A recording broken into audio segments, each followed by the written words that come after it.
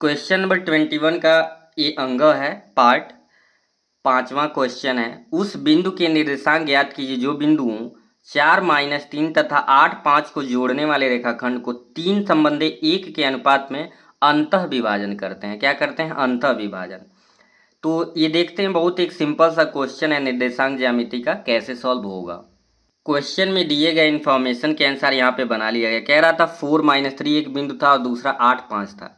इन दोनों बिंदुओं से मिलाने वाली रेखाखंड को कोई एक पॉइंट है, तो मान लेते हैं वो पॉइंट मैंने यहाँ पे कंसीडर कर लिया n है, जो इन दोनों बिंदुओं को मिलाने वाले रेखाखंड को 3 संबंधी 1 के अनुपात में विभाजित कर रहा है, अंतः विभाजित कर रहा है। ठीक है, अंतः विभाजित करता है तो अंतः का फॉर्मूला लगाएंगे, बाह्य कहता है तो बाह्य वाला कंडीशन लगाते। तो यहाँ पे मान लिए हैं कि 4-3 और 8-5 को एक पॉइंट n है जो 3 संबंधी 1 के अनुपात में इस ए बी पॉइंट को क्या कर रहा है? डिवाइड कर रहा है, ए बी रेखाखंड को।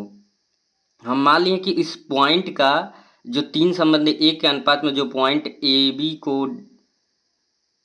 डिवाइड कर रहा है, उस बिंदु का निर्देशांक x, y है।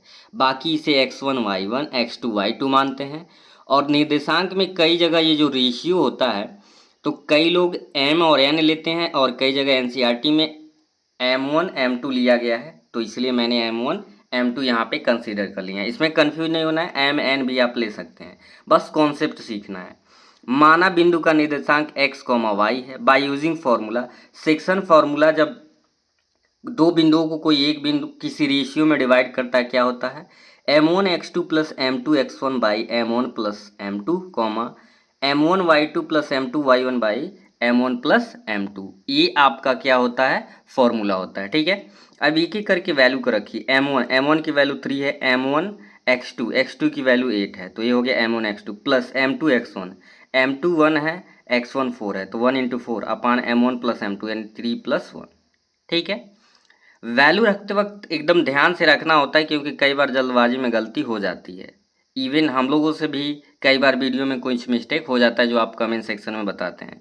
यहाँ पे देखिए m1 y2, m1 की वैल्यू 3, y2 की value 5, 3 into 5 plus m2, m2 की वैल्यू 1 है इंटू y1 माइनस 3 है। ठीक है, m2 की वैल्यू है, यहाँ पे ध्यान दीजिए, m2 की वैल्यू 1 है और y1 की वैल्यू -3 रख दिया गया।